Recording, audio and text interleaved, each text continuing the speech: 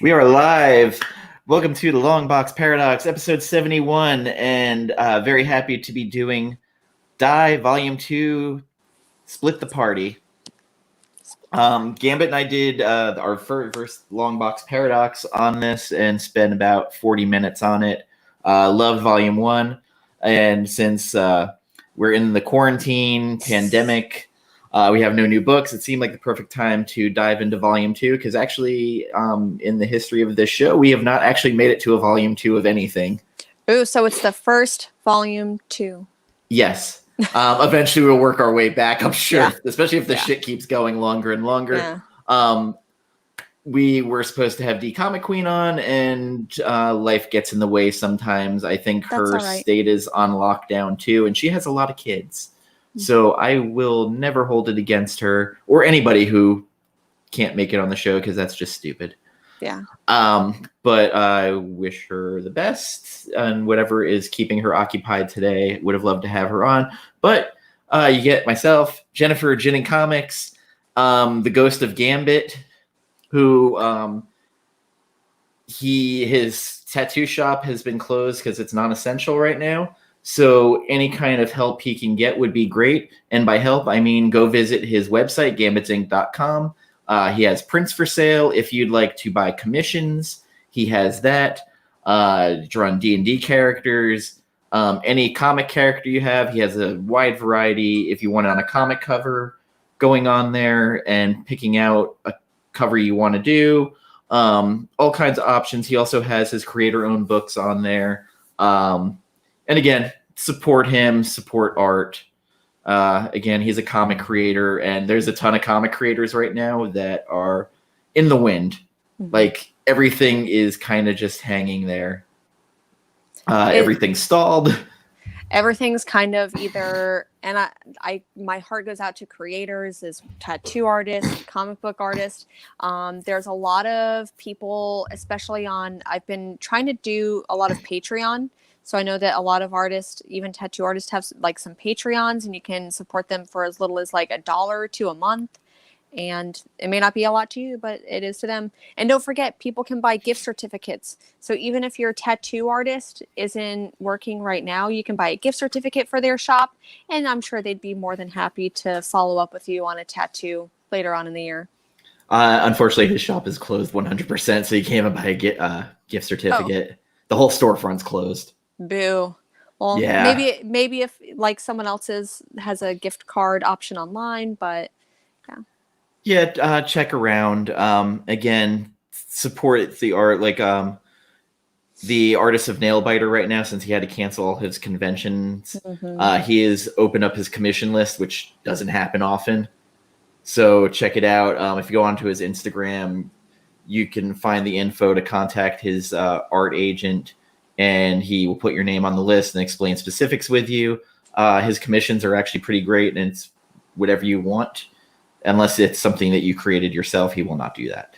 He could probably even go ahead and draw a tattoo artist or tattoo for you, and then you can follow up with your tattoo artist, and then you support two creators at the same time. You're still spending money, but you know. We're supposed to get this like $1,200 stimulus check. So unless you don't, I mean, you know. I have a friend who got it already. Oh, see, there you go. I don't know. I haven't checked mine yet. I don't know if I got mine, but I know where it's going to go to. It's going to go to comics. Planetary. I'll buy Planetary. I promise I'll buy Planetary. That link for that omnibus I sent you for $43 for that big ass hardcover. That's awesome. That's all 25 issues. Okay, that'll probably be worth it then. Yeah, because it's for in stock trades was 45% off everything, so worth it for that. And it's a beautiful presentation and cover on it. But back to the book we're here to talk about. Do you want to run down Volume 1 real quick since you just read it? Yeah. So Volume 1 of Die, the comic Die. I love these little like elevator pitches. That's normally what gets me, and I would called Die Volume 1. It's basically if Jumanji and D&D came together, this group of kids celebrate for a birthday, and one of the friends creates a world where they go in and play the game. Each person is assigned a die and kind of a role that they're given, and they are immersed into this fantasy world. Well, 6 of them go in, 5 of them come out after 2 years, and 20-something years later, they are given a gift of a die, and they go back into the world, and they go back into this world that they left when they were teenagers, and now they are all fucked up adults. So, which, to bring up, the sister Angela comes back from the other world missing her arm. Missing an arm. Exactly. So it really, I think, speaks to, I think you'd want to go in like as a fresh, open mind into this, and it is kind of D&D related, but I feel like it's a lot more, to me, like Jumanji is what it was, like Jumanji with a role-playing game. Well, the D&D cartoon, it's almost the same thing from back in the 80s, where these kids, they go on the Dungeons and Dragons amusement ride and end up in the world. And if you read in Volume 1, Kieron Gillen talks about how the idea of this came on, and it was basically sitting around drinking during San Diego Comic-Con with a bunch of other creators talking about that cartoon. And then basically the idea hit him. Like, what would happen to those kids when they come back? How long would it have been? What would their lives have been like? And he's like, okay, I have to do this. And of course he was like, well, I've wanted to work with Stephanie Hans, which I can't imagine any other artist on this book. No, it's absolutely, the artwork is, I think, part of what immerses you into this world so much. The painting style of her artwork is just, you get lost in it. It's dreamy. I would love to, if this is the world that it looks like, then I would love to be lost in it for years. So it's also the perfect marriage of art and writing, I feel. I'm taking the time now to do this now. Clayton Cowles, I believe he is the colorist on this. Yeah. No, he's the letterer. Oh, he's the letterer. Oh, Yep, the letterer. yep. Okay, the letterer is getting the front page. All right. Yeah. I can't find the information on who does what in the book. Okay, here we go. Yeah. There is no colorist. Yeah, so Stephanie Hans does all the artwork for this. Yep. Okay, well, Clayton Cowles, though, I will give credit because the lettering, especially on the covers, it's always creative. I like that. Very interesting, the letterer getting the front page. I don't think I've seen that on any other books. I think that a lot of times whenever we talk about the books, especially the books that we've talking about recently, we always talk about the hidden heroes, and we always talk about how the colorist and the letterers are usually the unsung heroes of the book. And especially with this, because there's a couple of different narrators and things like that, it is the narration and the different lettering styles, it really works. The colors make the pages pop. And if Stephanie Hans is doing the coloring as well, that is phenomenal because that's a lot of work to take on. Chef's kiss. So very much. Also, at times during this book, the narrator himself, which is Ash/Dominic, calls themselves out as being unreliable narrator. I kind of like that. I've always had a thing for books where the narrator isn't reliable, where what they're telling you isn't necessarily what you're seeing. It's their perspective on what you're seeing. For sure. And I think that the book can come off a pinch confusing whenever there's a couple things going on and you see the narrator bubble, but then the character who is also the narrator is speaking on page, on screen. It gets a pinch confusing at times, but I think it's beautifully done. This book is fantastic. This particular volume, you got a little bit more of individual stories on each one. Like issue 6 was Angela. Issue 7 was Izzy, if I recall, or was it Isabel? Or Chuck? Well, mainly Izzy and Chuck. Yeah. Issue 8 was Matthew, the Grief Knight.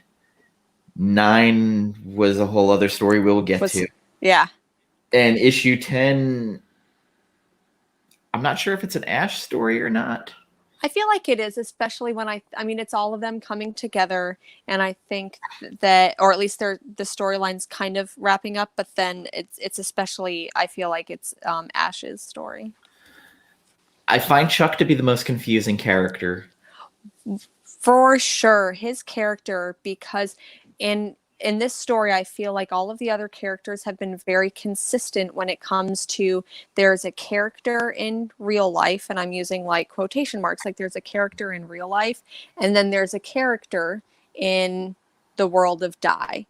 And Chuck's character was this same jerk asshole in real life as he was in Die, in this fantasy world, and I don't know if I liked that or didn't like. He's the least, in my opinion, the least likable character in the entire book. Well, I think that's always been the rub on him, is he's purposely written that way. It's not like something by accident where they just took on a life of their own. He just is that guy. Yeah. His powers, I don't understand, other than he's lucky. Yeah, so in this book, it goes into for anyone who hasn't like seen the characters or what like their individual powers are. My favorite character is Isabel, and the way that they control gods. And at one point, she wants to teach Chuck a lesson by summoning a goddess to torture him. Woe, the goddess of woe. Yeah. And spoiler alert, like it happens, but it doesn't really happen. And I feel like he got off really, really easy. I really wanted something much more horrible to happen to him, and it didn't.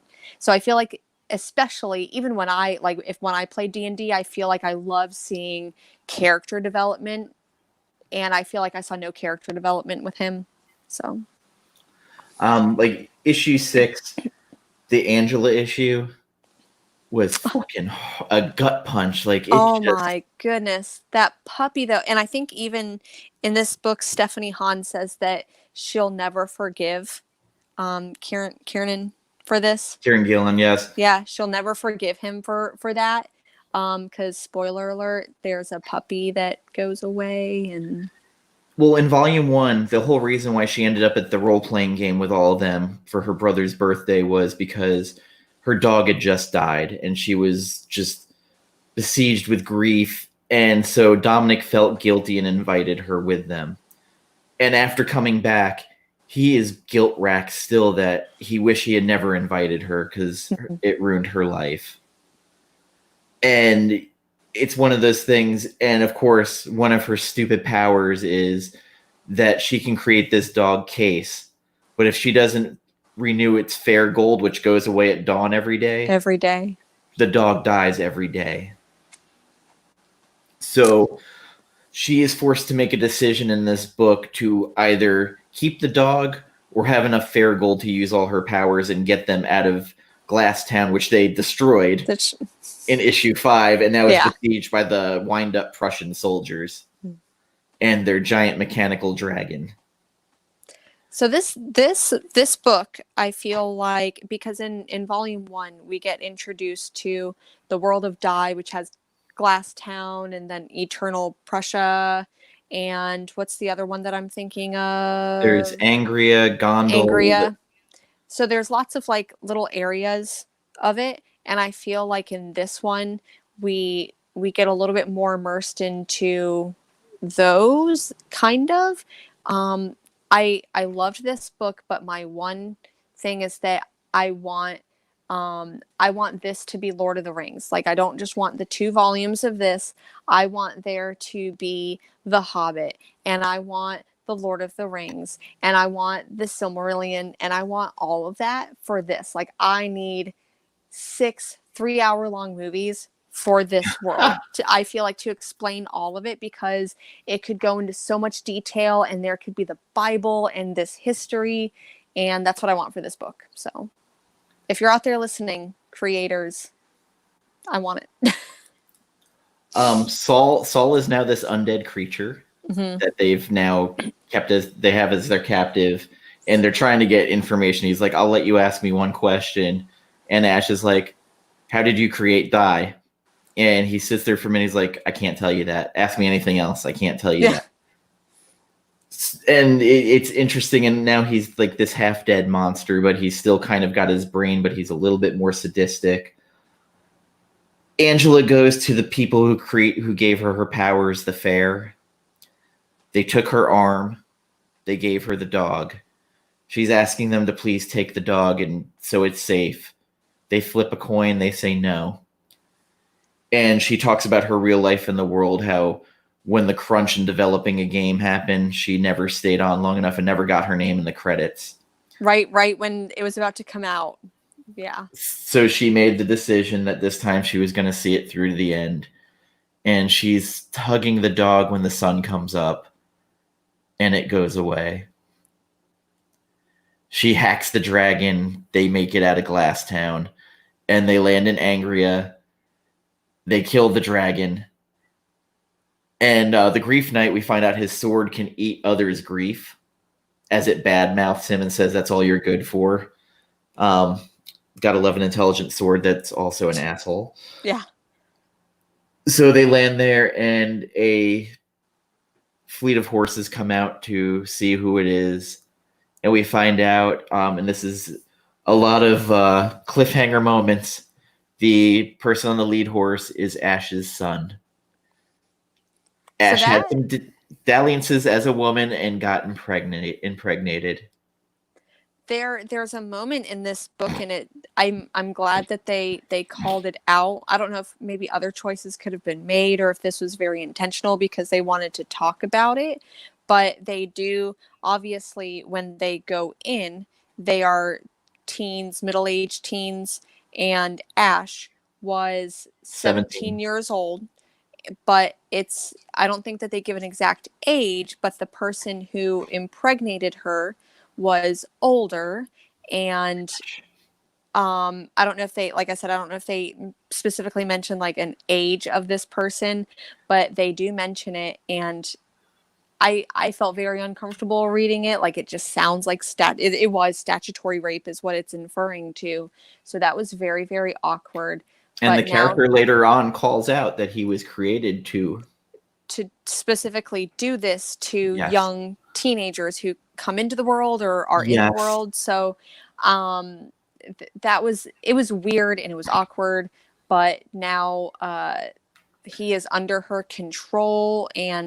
But they also call out how sinister this character is, where they say he may look angelic, but he is a monster. Yeah. And then we get to issue 7, and this is Izzy's issue. And from volume 1, we found out that she liked writing a lot. She was an English teacher, I believe. Sounds right, yeah. And in volume 1, to pay off her debt to one of the gods, she had to go in front of the gods' followers and read from her teenage journal. Oof. To belittle her, and she's like practically crying doing it. So Chuck finds her whatever she's writing in and throws it into a puddle of pee because there's no bathrooms in this world. So she calls on Mistress Woe to basically torture Chuck. And he's really not bothered. He's getting drunk with some dwarves.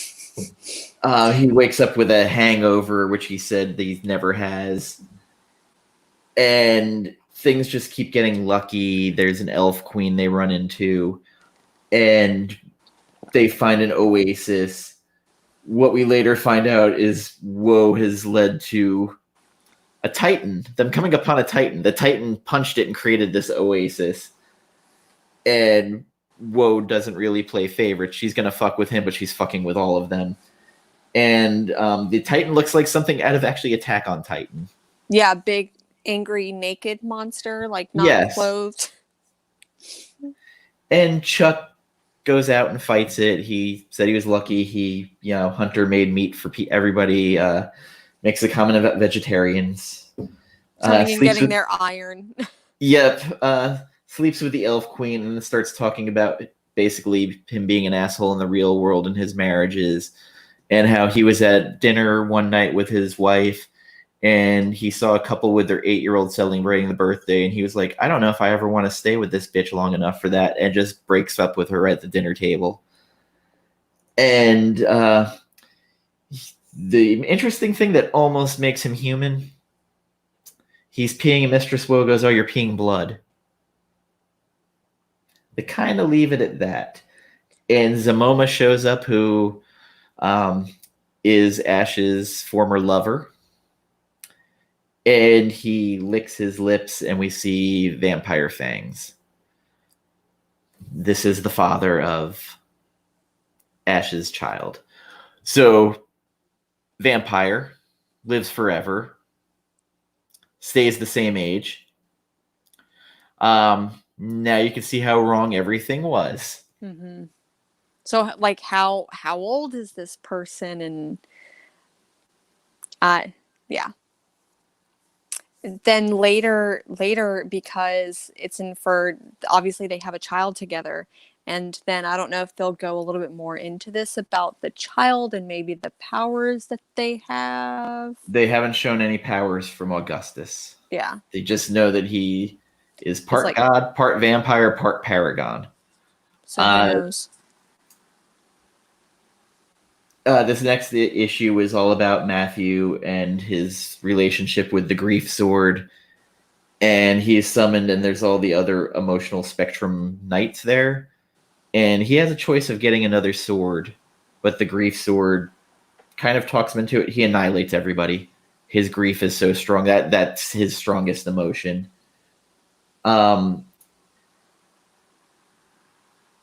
We also have Izzy come back, and she tells them about how they destroyed Glasstown, and they all get imprisoned.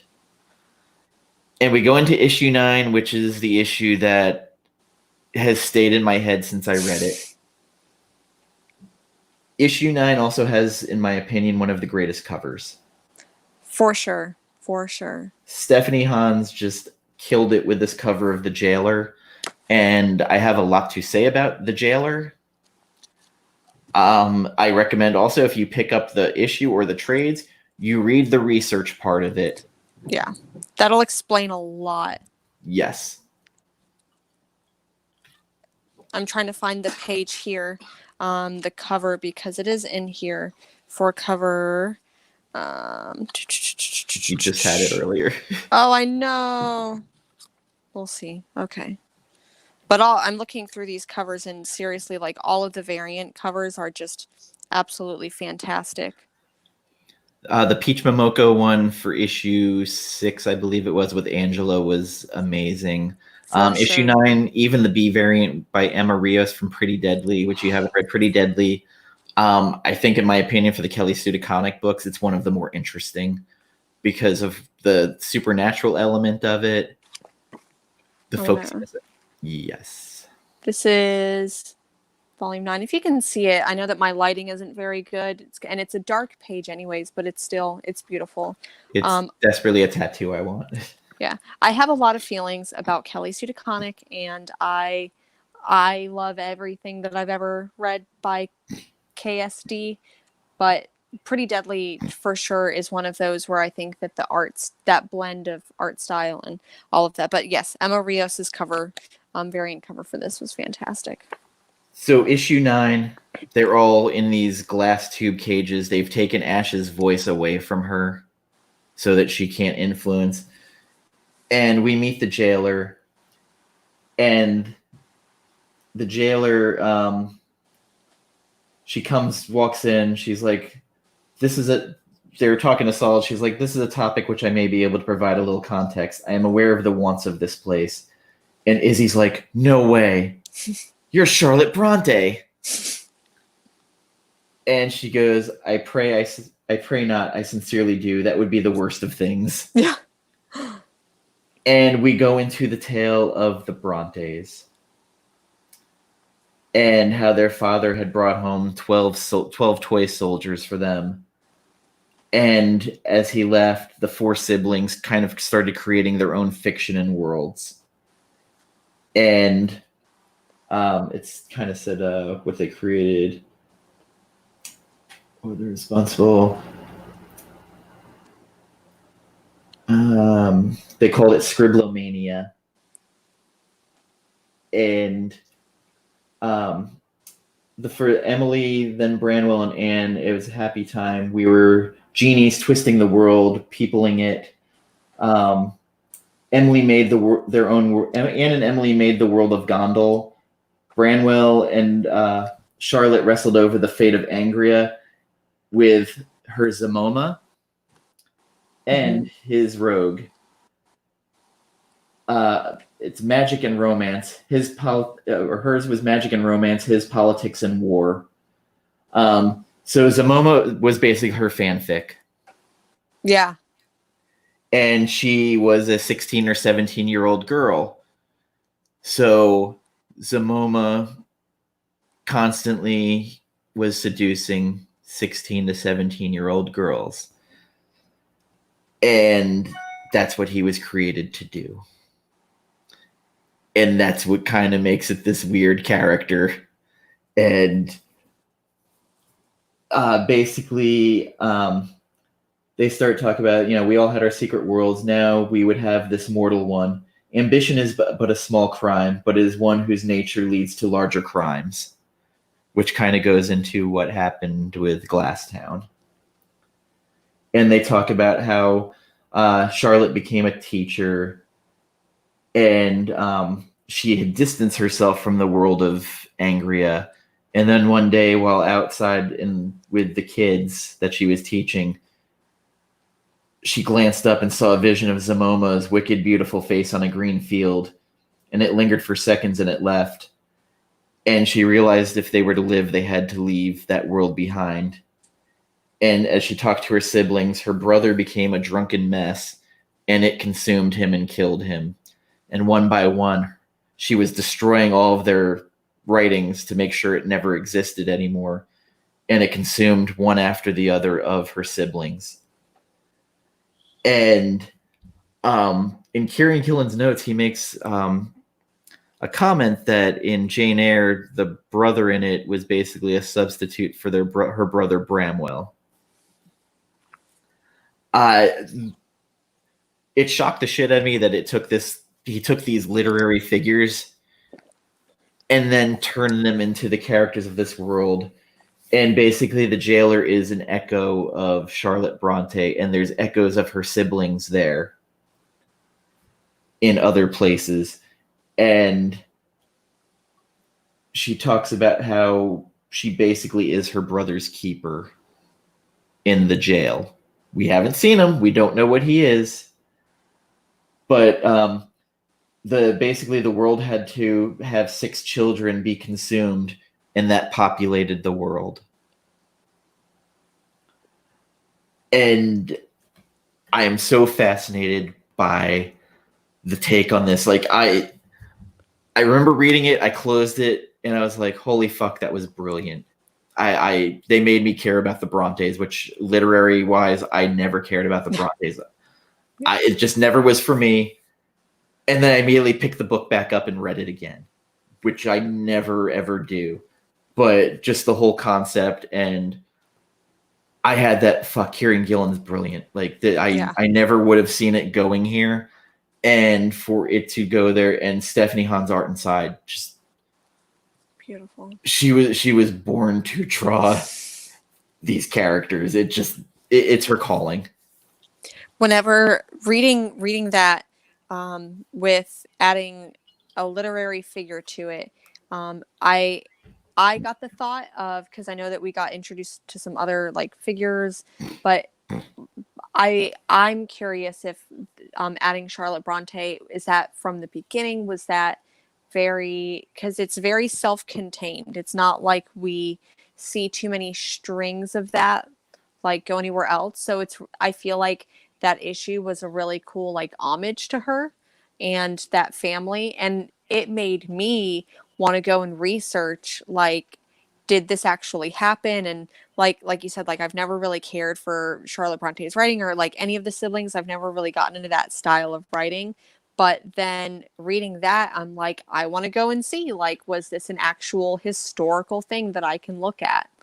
So. Weirdly, in the research thing, if you read through all of it, he talked about he never read the Brontes, and then he was reading the history of D&D, and they talked about how her siblings would create this fantasy world, and I was like, wait, so I can't tell still if he started doing the research for this book on D&D and then came up with the Brontes thing, or if it was here he started this book and then did the research. It was like, okay, kind of like Volume 1 where he did that Tolkien story. Yeah.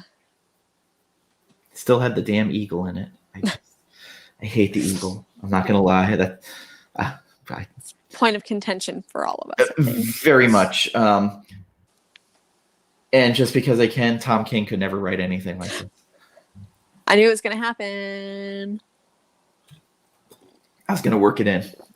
You have to. The ghost of Tom King has to come into every episode that we do. And as she's telling the story, she's taking a good chunk of the veil off. Most of the time you can see just the one eye lit. Then you see both of her eyes are glowing, and it's fantastic. And then Zamoma breaks in, and he calls her a poor genie. You're a poor genie to mock your creation. So, and she says, I know you better than I know myself, Zamoma. You creep in here to make mischief, I'm sure. Speak and be gone. And then Izzy's like, oh no, this is my idea. We need to take over Angria.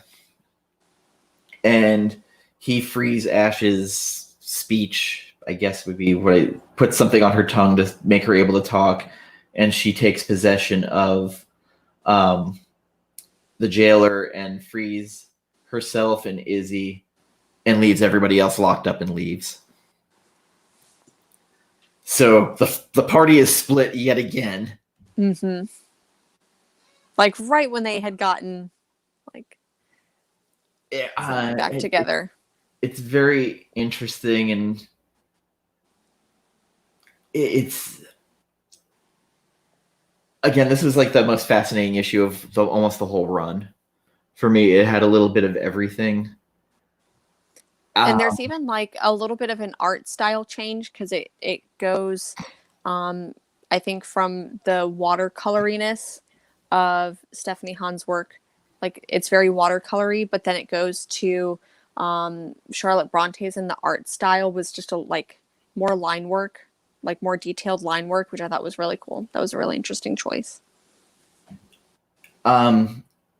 Issue 10, it's a Stephanie Hahn Zamoma cover. It's weird though. He looks like he's drawn like somebody that I've seen in other, like a movie actor, and I don't know if it's someone from a Bronte movie, from one of the Jane Eyre movies, but he's kind of drawn like that person. Yeah, I definitely got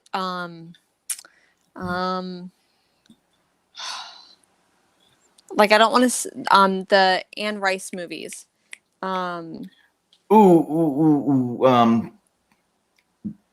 the one who played Lestat in the yes, the second not the second movie, Queen of the Damned? Yeah, which was technically the third book, but the second movie, because yeah, or the second and they kind of like messed with that whole thing. But yes. Yeah, when he was in the rock star jeans, the leather pants the whole time. Yep. I wish they'd done that one right. Same. I would like to see a reboot of that. There was supposed to be a TV series or something they were going to do for Lestat, but they never did it. And I would have been curious to see that. I actually did not hate Tom Cruise in Interview with the Vampire. Him and Brad Pitt were kind of fascinating together. Yeah. Who do you think would do that now? Like, who would be the Tom Cruise, Brad Pitt of the day? Would it be maybe just because, like, you know, it's always on my mind, but Dune? Like, I would love to see Timothée Chalamet. Is that his name? I would love to see him as a vampire. No, I could see it because wasn't Louis supposed to be younger? Yeah. You know what? I'd love to see his Lestat. Maybe because I saw that movie with oh god, Tilda Swinton and him in it. The guy who plays Loki. Yeah. Is Lestat. Hiddleston. Hiddleston, yes. Yeah. I could also see David Tennant 100%.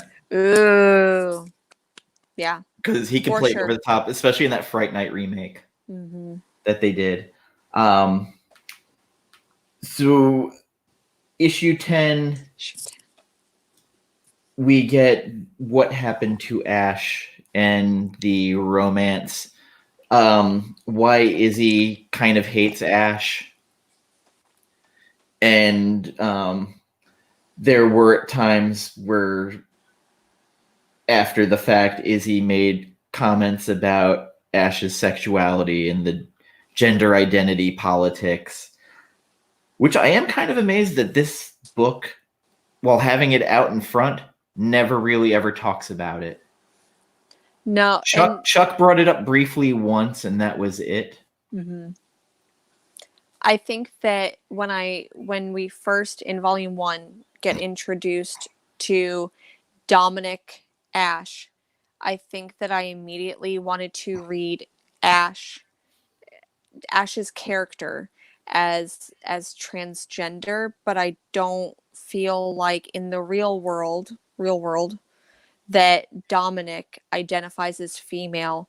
So I didn't read it as much as a transgender character or anything like that, but more of a like gender performer, like kind of like a drag queen. Like I felt more like that as opposed to like a transgender character. So I thought that was interesting. Chuck mentions that, they always thought he was a little effeminate in the real world, and then when he came over into Die, he went full on, like got way into character and ran with it. They have the flashback of when Ash finds out she's pregnant and how Izzy has the mourner mourner take on the child and basically take it to term and remove it from Ash.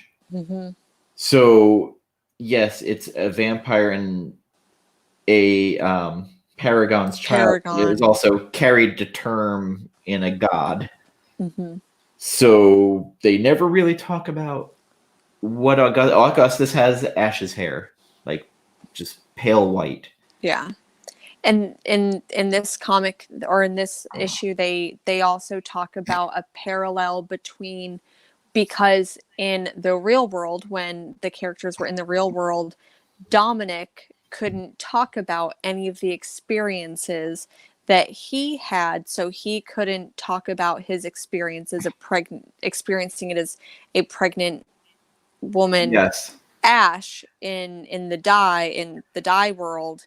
So I don't know if he felt like heartbreak or loss when he finds out that his wife was pregnant, and couldn't come to term either. And yeah, so there's a little bit that was kind of like a gut punching moment that was both heartbreaking and I don't know.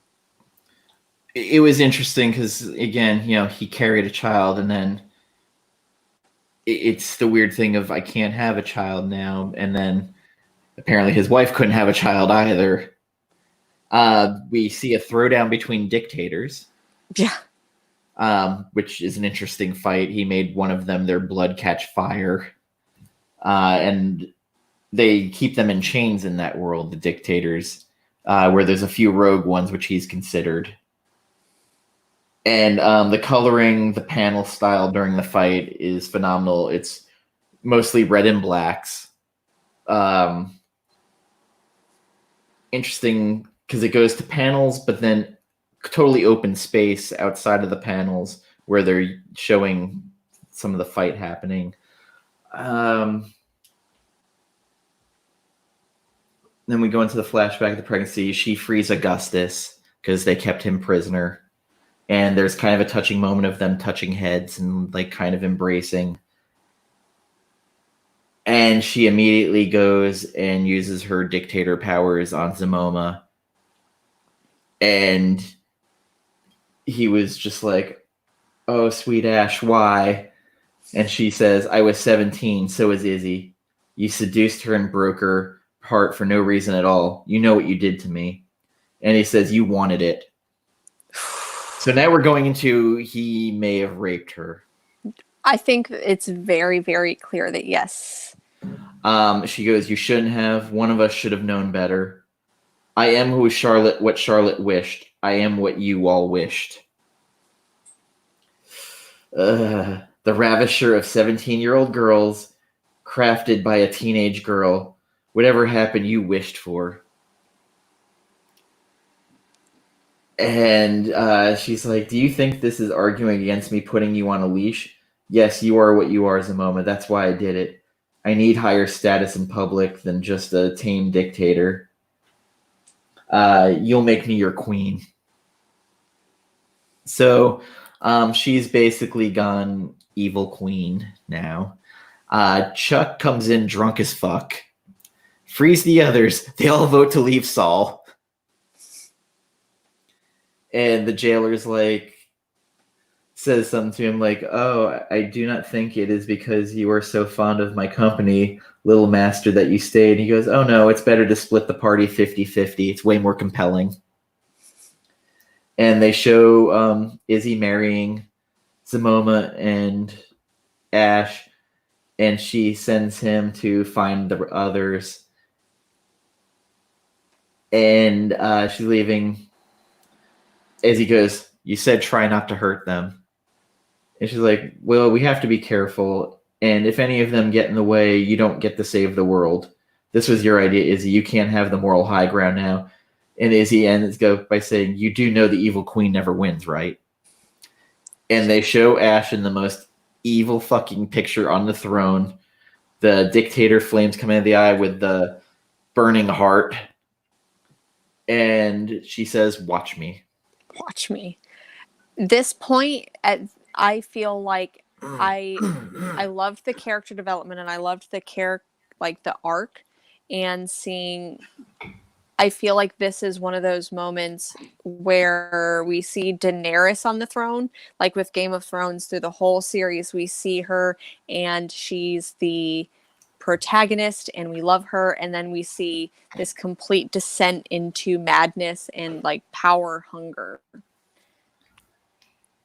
And I think Ash broke the rules that they put in the first book, where it's treat the fantasy like reality. Because if you treat it the fantasy like fantasy, you become a monster. Yep. And broke their own rules. So it's interesting to see that rule they set up early on, seeing it corrupted and turning. And honestly, Ash is the one I never thought would be the one to go rogue. Yeah, for sure.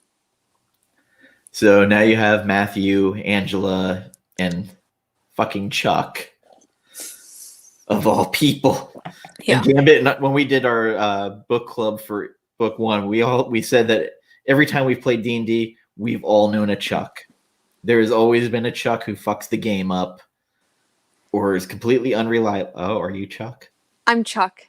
I do that I am the bane of every dungeon game master's existence, because I will come through and I truly play a chaotic neutral character. I will come through, and any damn storyline you have set up and prepared, I will obliterate. I always end up playing the drunken hobo murder rampage character. That is me every single time. So not luckily, I don't know. I usually end up DMing, probably for good reason, because I end up, and I love it when my characters in my games do what I do to them, because I earned it and I deserve it, because I fuck up every DM's world ever. I always ended up playing Paladin. I don't know why. I just always ended up with the Paladin. I usually, when I do play, I end up playing a magic wielding character, whether it's wizard, sorcerer, and usually of the elvish type. And I have my cantrips and I have my magic, but I always pull out bow and arrow or daggers and murdering people with them. I think my friend Sitch says she always ends up with a druid. Mm-hmm. For sure. She likes magic. So what's your rating on this book compared to Volume 1? Because they're completely different. This is like the Empire Strikes Back of... Yeah. I really enjoyed Volume 1, and I feel like Volume 1 was very simple, a little bit more easily digestible, where this one had a little bit more. And even though I would probably rate Volume 1 as that 8.5 out of 10, I would probably give this one, as far as the storytelling, I would give this one maybe a 7.5 or a 7 out of 10. Like, I still thoroughly enjoyed it, but I wanted more. Like I said, I need 6 3-hour movies of Die, and I want The Hobbit, and I want Lord of the Rings, and I want Silmarillion, and I just want an expansive world. And I needed more clarification on some things. I felt like this one went for more cliffhanger moments where, issue 6, the sun rolls up. You're like, wait, what? And then, issue 7, Izzy, puts them in jail. Well, no, it's issue 8 puts them in jail. But in issue 9, like that stopped me in my tracks. Because again, like I was just like, wait, what? Hold on, hold on. It was great, and it was a great like part of the storytelling, but then at the same time, it's like I need to reread that again and maybe like digest it one more time to really get how the mechanics of, because in that issue they explain how can this world have already been here, and if there wasn't, this world only exists because someone's in it. So I think that they explained some of that mechanics with it, so I had to reread it. I almost wish that had been a one-shot. Yeah. Like a, double-sized one-shot, because Wiccan Divine did that, where they had the previous...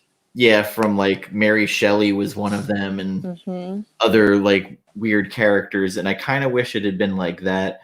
But I thoroughly enjoyed it, but it was just like kind of took you out of the story a little bit that was going. But I 100%, that's my favorite issue. I think might be out of the whole run. I think that's my favorite issue.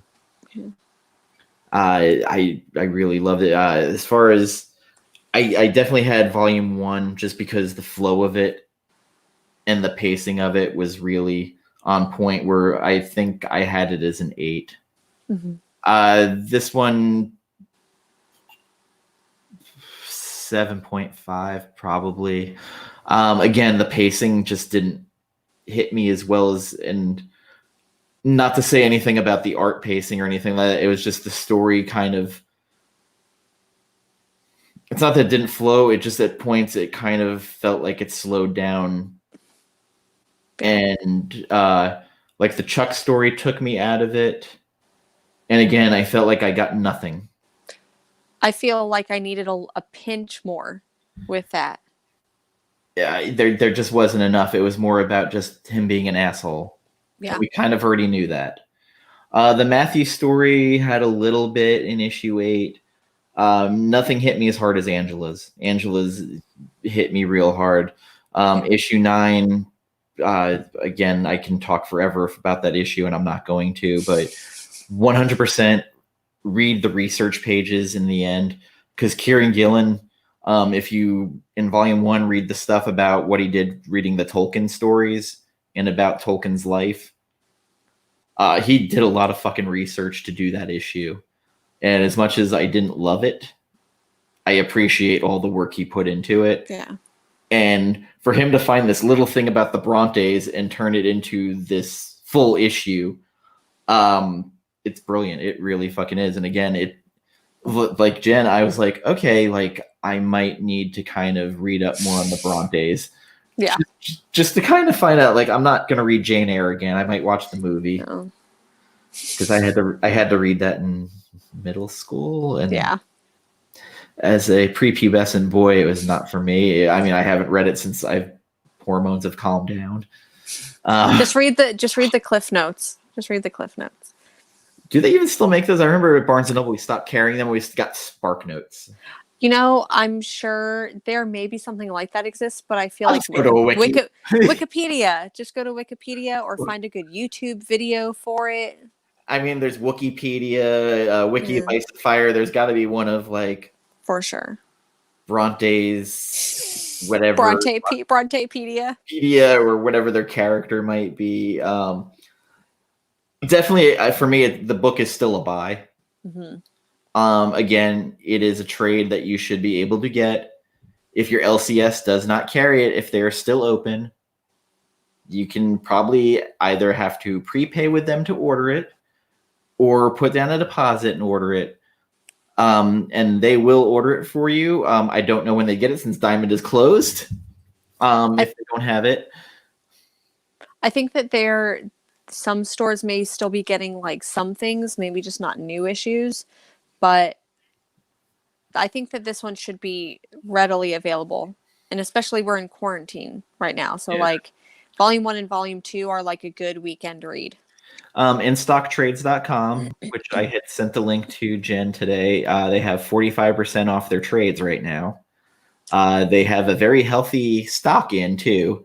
Because Jen, I'm making her read Planetary. And I promise I'll read it. I'll promise. Brian Michael Bendis recommended it as well. Yeah. Yep. It was on his list, and I recommend anybody read that, especially if you love the history of comics, because they kind of go into a lot of it to the point they have a Nick Fury kind of character in there who has a thing called the Devil's Claw.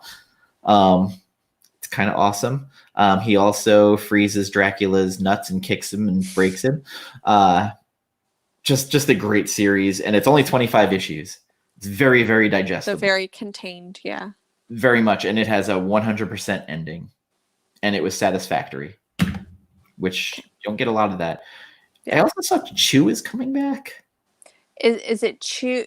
Chew came out recently. They did the crossover with Chew, and was it Outer Darkness? Yeah, and did something. Another Chew coming out, like a newer series, which I thought John Layman said he was done and happy to be done with it. But it's just one of those things. Chew is one of those books where I was like, I didn't understand why people liked it, but it lasted a long time. Yeah. I don't know when we'll see more Die, because it was actually supposed to come back because she had started posting covers for the new issues. Mm-hmm. And I have no idea when that's pushed back to now. I have no idea when we're getting comics again. Who knows? Digital. Yeah.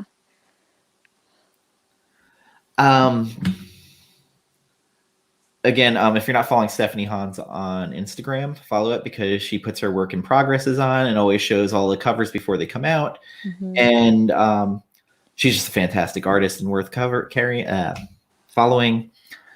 And I can't decide if there's another book out there that I would even say is close to this at all. To Die, or to Die, because it's kind of its own monster. It really is, and or like monstrous. I have a couple of books that are suggestions, but they are in no way like similar, I guess. But they're very like loosely like, you know what? If you like this, you may. I don't know. I wanted to pull this book just because I think it's beautiful and it's stunning. Like, I think that if you like or if you like Die, if you like that series, you'll enjoy Monstrous. The artwork in this one is just, it's stunning. And I feel like it's one of those that you can just get lost in it. So I feel like if you like a story that you get lost in the artwork too, then you would for sure like Monstrous. Oh, Sana Takeda's art is fantastic. And if you like cats, beautiful. There are little cat creatures in it that are adorable. Oh my goodness, adorable. So yeah, this one, and especially because this one does a lot of that fantasy, where I feel like in Die you do get a lot of fantasy mixed with a pinch of science and almost like steampunk with the Eternal Prussia stuff, and there's like a little bit of that. I feel like Monstrous kind of does the same thing with fantasy as well as a pinch of science-ish in there, like in magic. It could very easily be an anime, in my opinion. 100%. I think that if there's anyone who likes anime and likes manga and wants to delve into comic books, Monstrous is it for sure.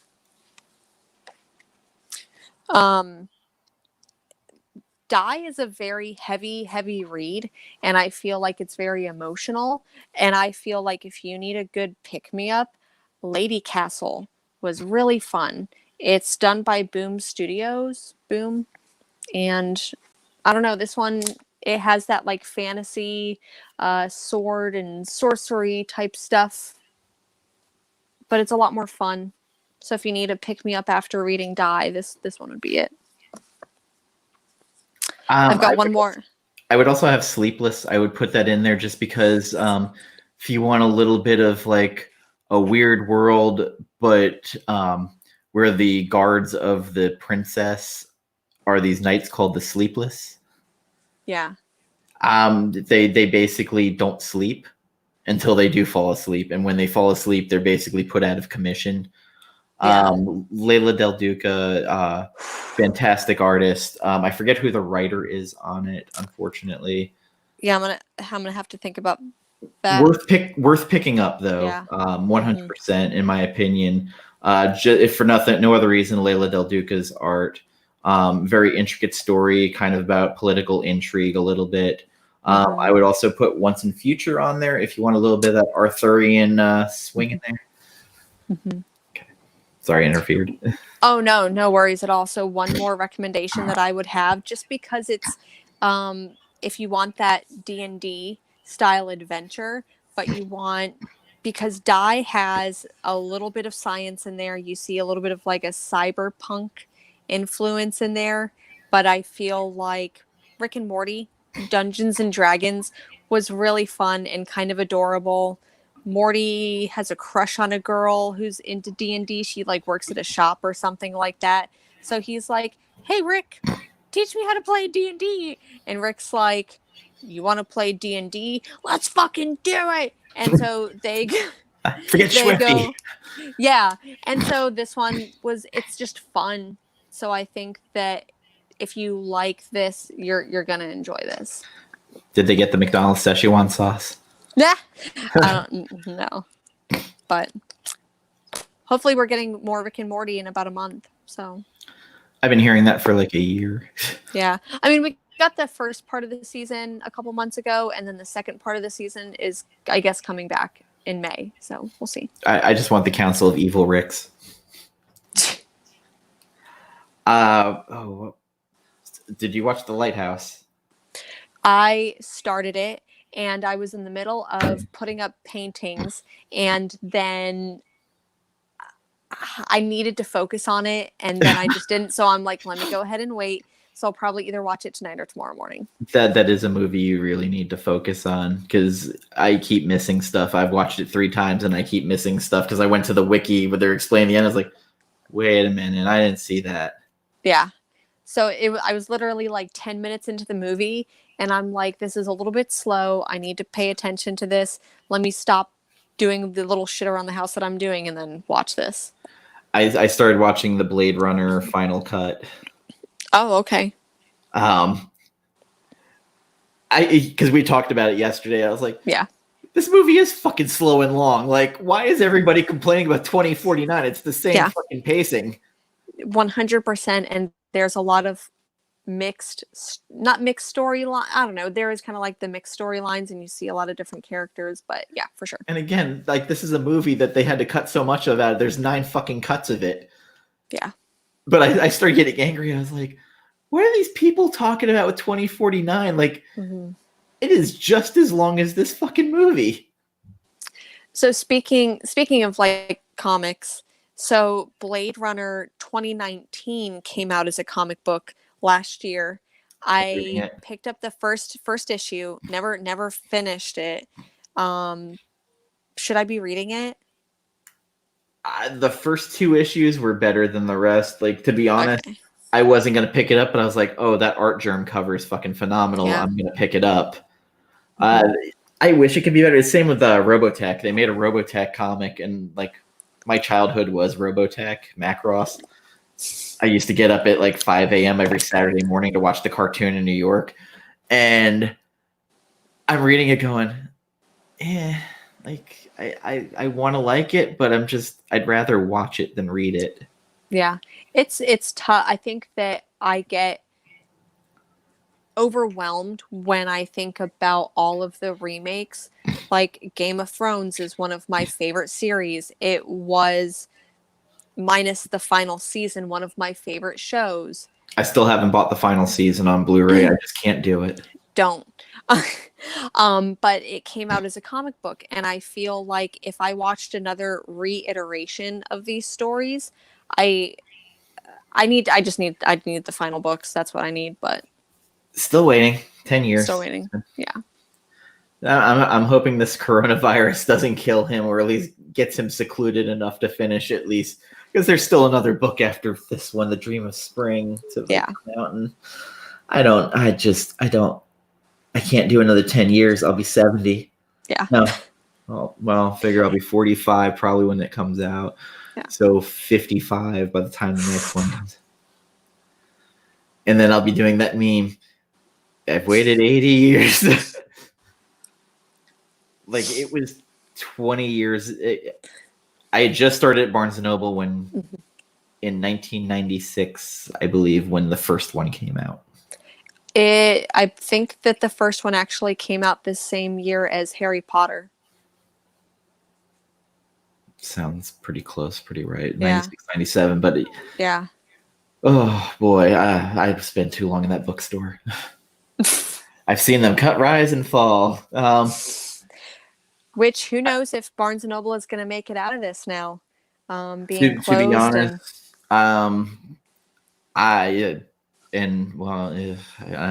I've heard some of the things they're doing for employees for the coronavirus, and yeah, I'm not feeling good about it.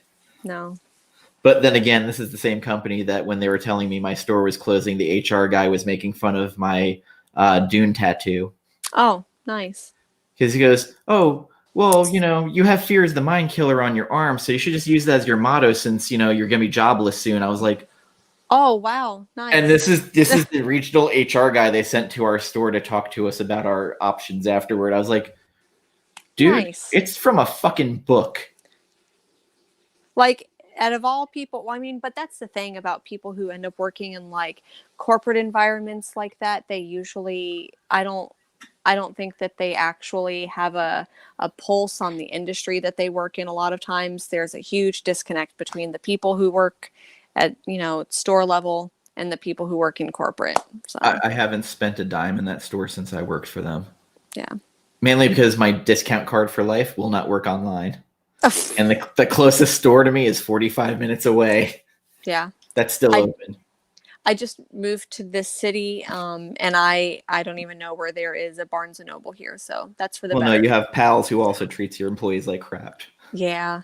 I mean, it's very disheartening because I feel like I speak so highly of Powell's and I love it. But then at the same time, to see what the owner has done and treated their employees, because they laid off a lot of employees, but then went ahead and hired a lot of them back. But then a lot of the ones that they hired back were still higher up, now doing the jobs of the people who, Well, that Hobby Lobby that, their owner said, God told my wife that we should stay open and not pay the employees. Yeah, and then lay off the employees. So if Hobby Lobby never opens back up, then I mean, fuck them. I would miss Chick-fil-A. Okay. That's about it.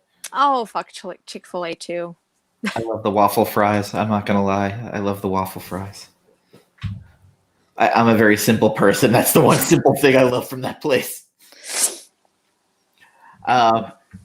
Anything else going on that you're watching or reading? I think we discussed most of it, but that's I'm trying to think. I'm getting through Swamp Thing right now. That's one of like my current reads, even though it's a little bit older, the Alan Moore Swamp Thing. And then I was also, there was something else that I was reading, and now it's just completely, I can't see it, but Swamp Thing and November by Matt Fraction. And oh man, there's so much. I've got a big to read list, and I should probably be getting through it faster, but I'm not. So I have every intention of watching Tiger King by this weekend. I saw the meme you posted last night to your partner, and I was like, all right, I gotta at least watch the episode 1. Yeah. Watch episode 1. Let yourself get into it. I feel like at this point, because you've probably seen all the memes, you're probably overwhelmed.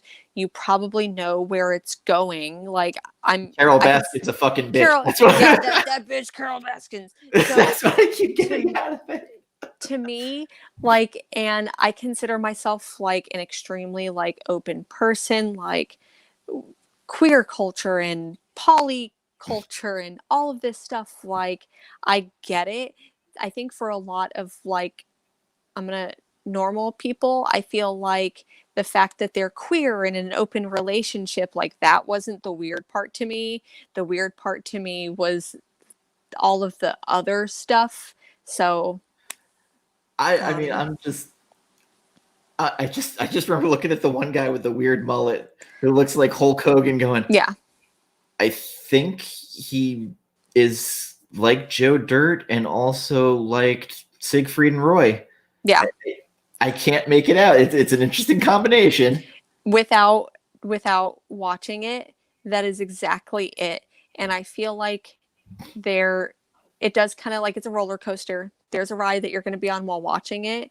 And I feel like there's going to be moments where you're like, this is the villain of the story, or this is the villain of the story. This person's the bad person. This person's the good person. The real villain of this story, in my humble opinion, is this dude's fucking eyebrow ring hanging on there for dear goddamn life. That's the villain of this Carol story. Baskin. No. Carol Baskins.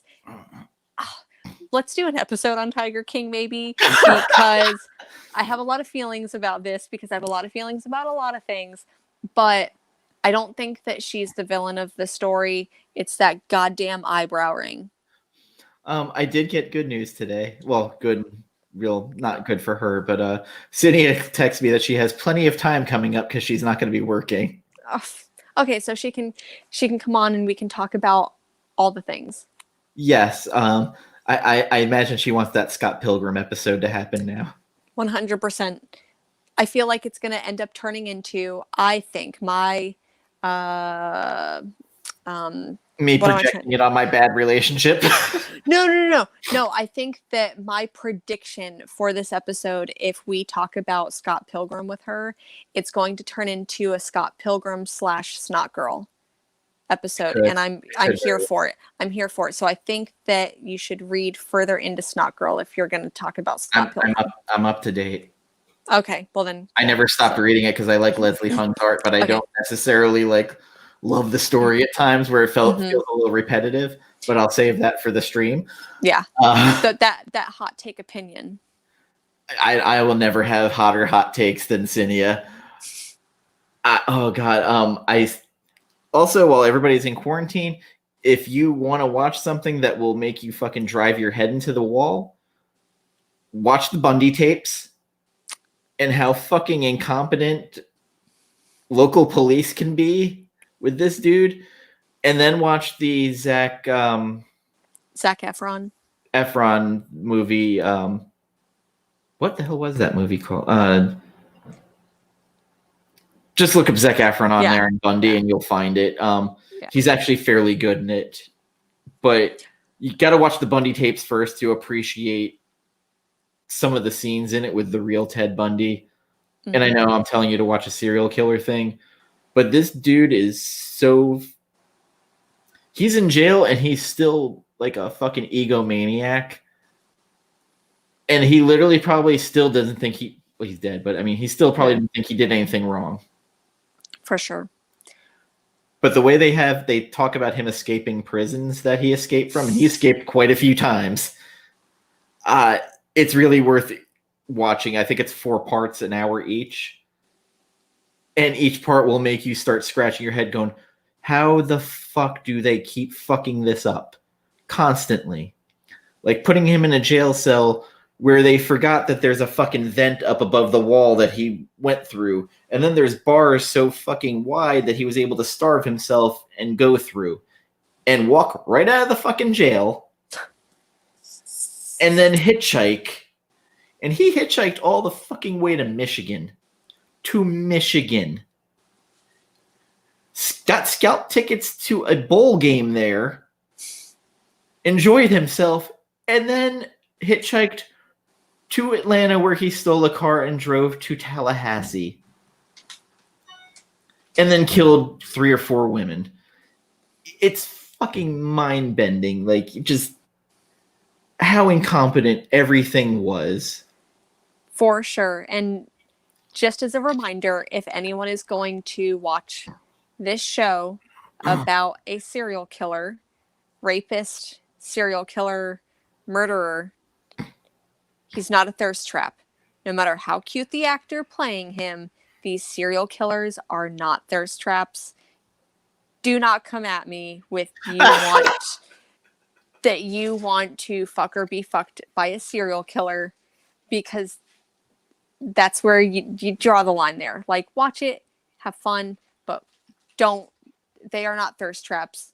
They're not there to have sexual relationships with you.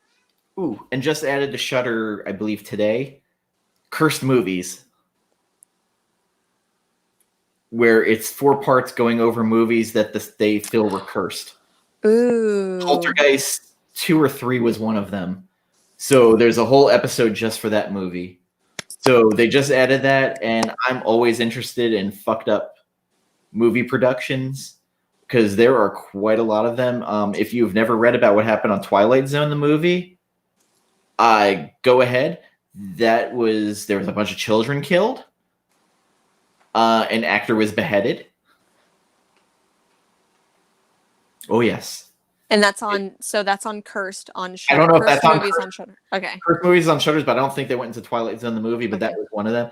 And I will also highly recommend, if I don't know where on streaming it is currently, there is a documentary on all of the Nightmare on Elm Streets called Never Sleep Again. And if you are not familiar with what happened on Nightmare on Elm Street 2,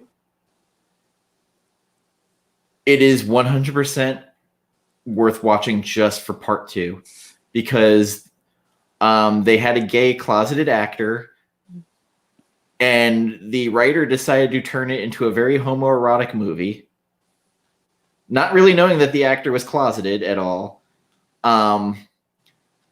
There is a scene where the gym coach is at a leather bar and then gets pummeled to death by balls. Mm-hmm. And he's whipped in a shower by rope. And the poor actor quit after that, Mark Patton. And he actually did a documentary now about that movie.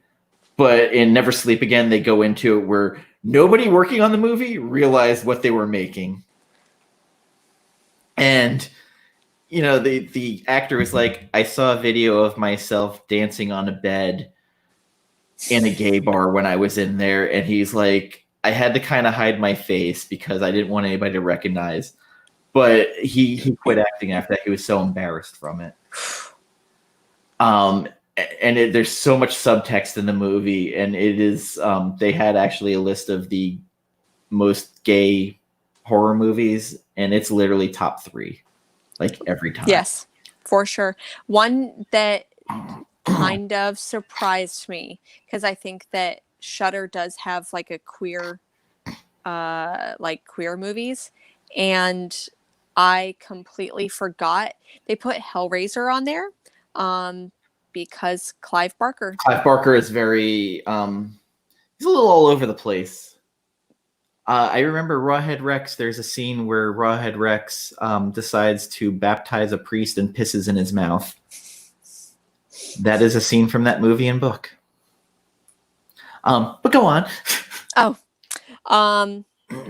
but so my reading or watching, culture consuming, I'm probably gonna go ahead and now watch what's on Shudder, the cursed movies, and then I'll probably watch The Lighthouse.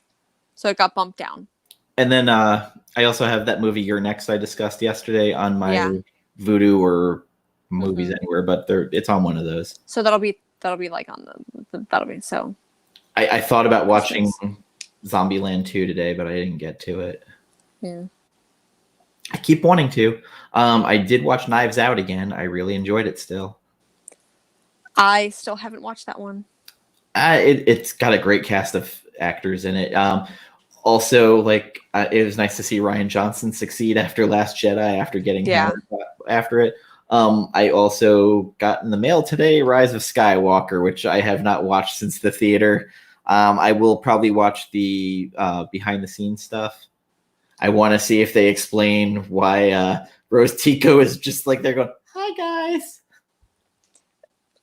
So many feelings about that. So I'm not going to go into it here because I've gone on about it before. It just came in the mail. I was like, I just added it to my Movies Anywhere. I'm like, okay, I'll get to you later. Yeah.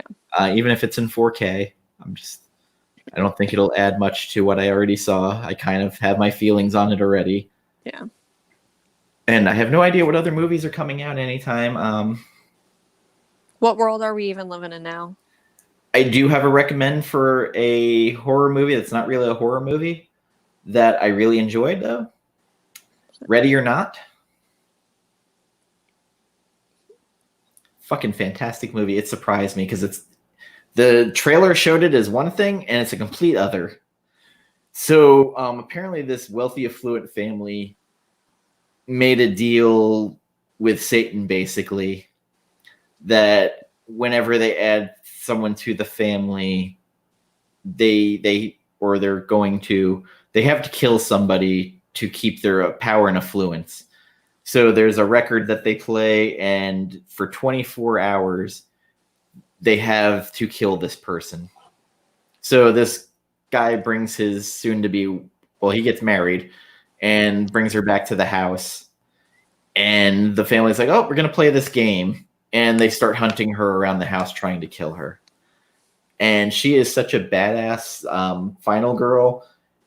And as the record finally stops playing, it catches fire and people's heads start exploding. Okay, I'm here for that. 100%.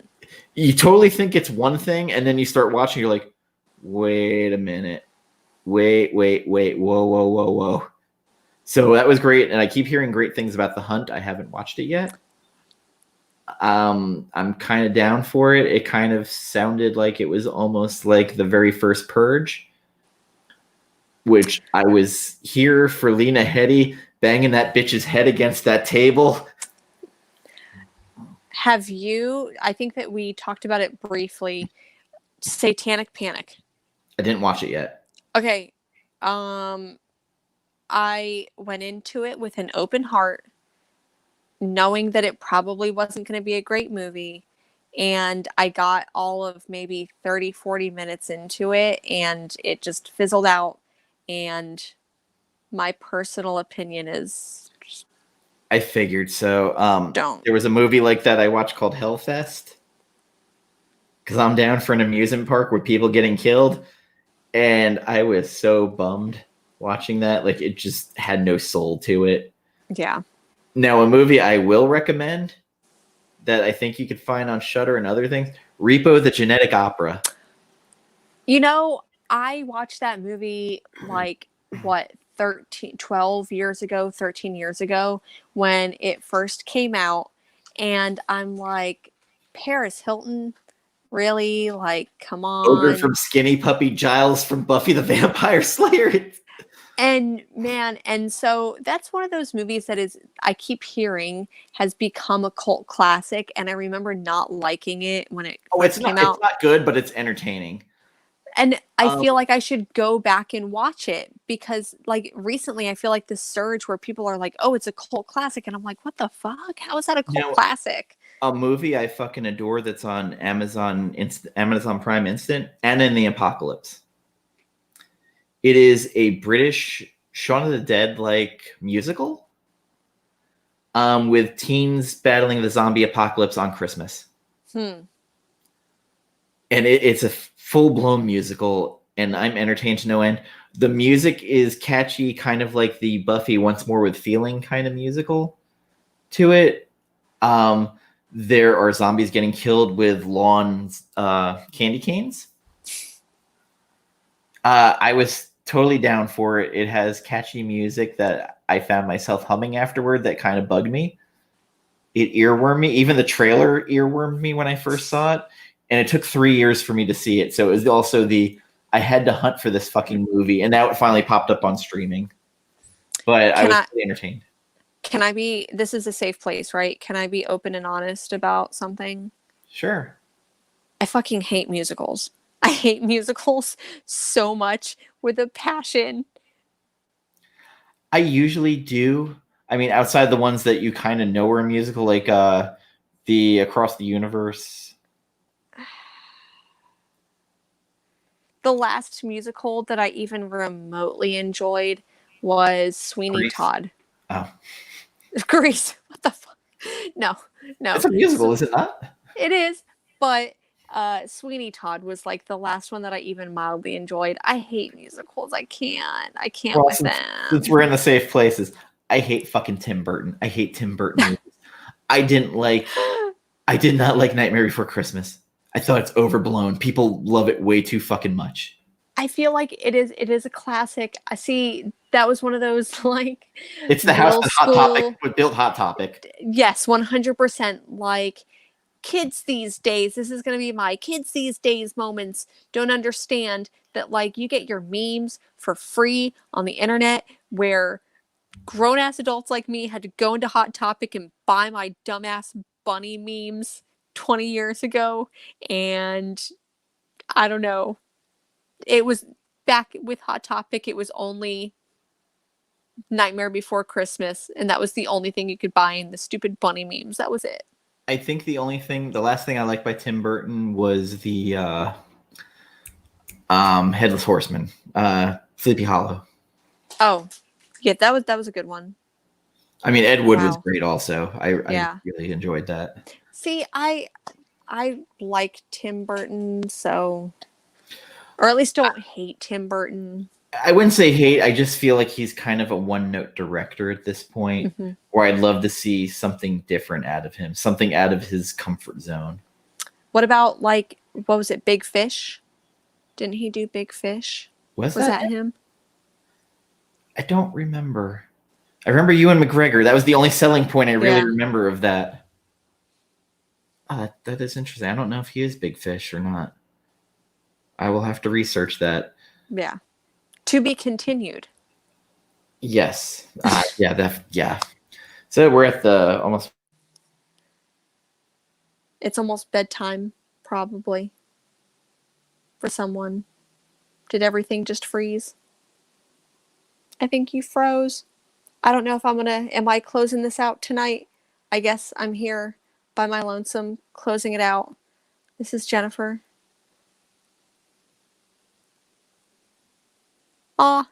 Well, I'm leaving this stream. Goodbye, beautiful people, and have a wonderful night.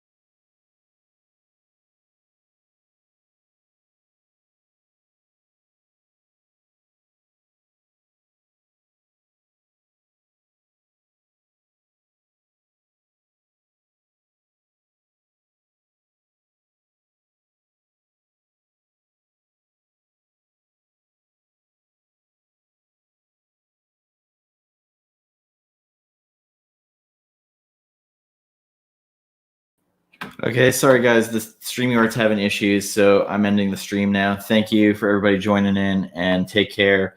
And sorry about all the technical issues.